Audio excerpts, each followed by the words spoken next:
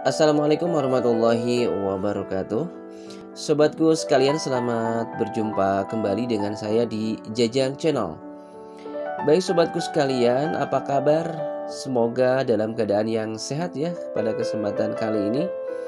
Bagaimana teman-teman sekalian, apakah sudah mengikuti tes seleksi P3K atau memang masih menunggu giliran jadwal? Saya berdoa semoga teman-teman sekalian, Bapak Ibu sekalian diberikan kelancaran dan sesuai harapan, yaitu lulus passing grade. Baik sobatku sekalian, sebagaimana kita ketahui bahwa seleksi P3K guru ya sudah mulai dilaksanakan di beberapa daerah tentunya.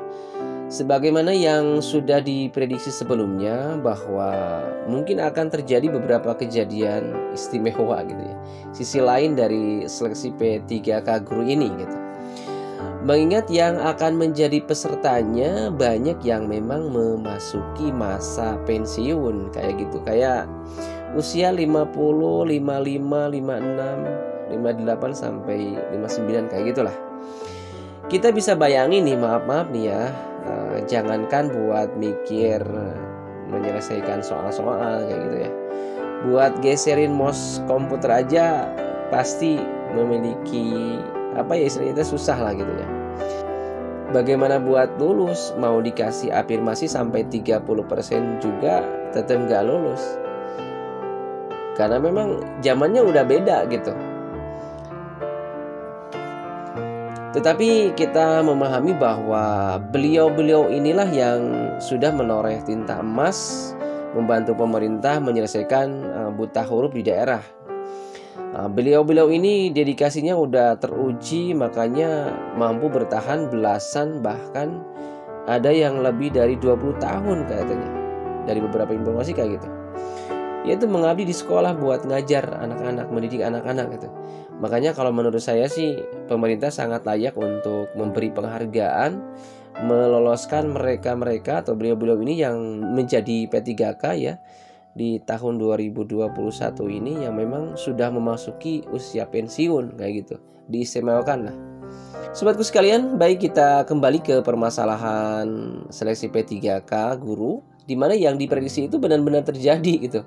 Bahkan ya ada yang menangis gitu ya. Ada kejadian yang viral di beberapa media sosial. Jadi seorang peserta menangis terisak saat akan melaksanakan tes seleksi P3K di ruang tes gitu. Berbeda lagi dengan apa yang diceritakan oleh saudari Nopi Khapisa. Nah, beliau ini adalah pengawas ruang P3K. Beliau menulis pengalamannya begitu ya. Kemudian ditulis dengan berurai air mata katanya. Kemudian viral juga ini di beberapa media sosial. Saya akan bacakan ini apa yang ditulis oleh Ibu Novi Khafisa sebagai pengawas ruang P3K yang menceritakan kejadian saat beliau menjadi pengawas ruang P3K gitu. Nah, tulisan beliau sebenarnya diperuntukkan untuk Pak Menteri Nadiem Makarim gitu ya. Baik, saya akan bacakan ya sobatku sekalian. Yang terhormat Mas Menteri Nadiem Makarim, tak adakah rasa ngilu di dalam dada Mas Menteri melihat sepatu tua yang lusuh ini? Memang benar, sepatu tua ini terlihat bermerek. Tetapi tahukah, ini hanya sepatu loak afkiran. Tahukah Mas Menteri, sepatu ini telah dipakai bertahun-tahun lamanya oleh si empunya. Seorang bapak dengan pakaian putih lusuh dan celana hitam yang warnanya sudah tak hitam lagi karena pudar. Mendekati usia senja masih setia mengajari anak-anak di pelosok negeri ini membaca dan mengeja.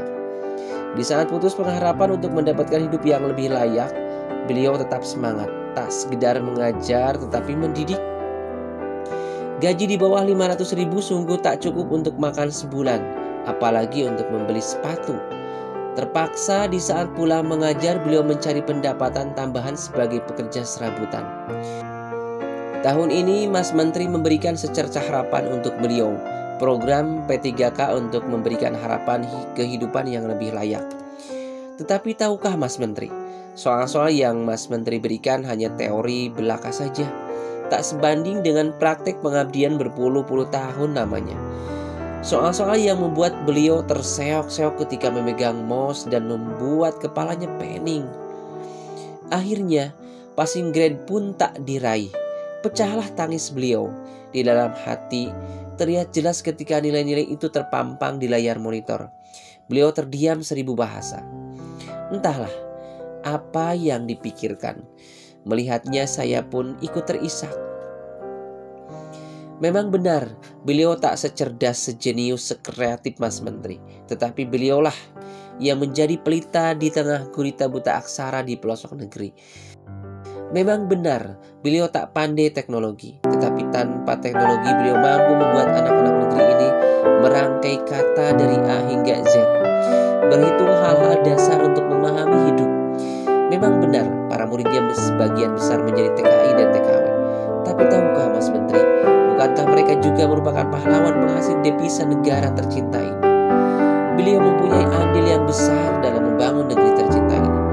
Sudi kiranya Mas Menteri memberikan keringanan untuk melihat beliau bisa menikmati masa tua dengan sepatu dan kehidupan yang layak. Tak usah diperumit. Jika tidak ada kebijakan untuk mengangkat derajat mereka, setidaknya di surga besok sepatu ini akan menjadi saksi bahwa ilmu yang beliau ajarkan sangat bermanfaat untuk keberlangsungan. Itulah tulisan Ibu Novi Khafisa. Semoga membuat kita menjadi penyemangat gitu ya, buat kita menjadi motivasi, menjadi bahan diskusi buat para pemangku kebijakan untuk menentukan kebijakan yang setidaknya berpihaklah kepada beliau-beliau yang memang sudah memasuki usia pensiun, sudah mengabdi belasan bahkan puluhan tahun, yang memang tidak bisa diukur dengan hanya soal-soal belaka kayak gitulah.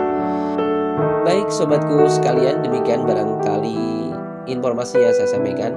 Jika teman-teman sekalian menyukai informasi ini, jangan lupa like, komen, dan juga subscribe, dan juga share kepada yang lain. Terima kasih atas segala perhatiannya. Wassalamualaikum warahmatullahi wabarakatuh.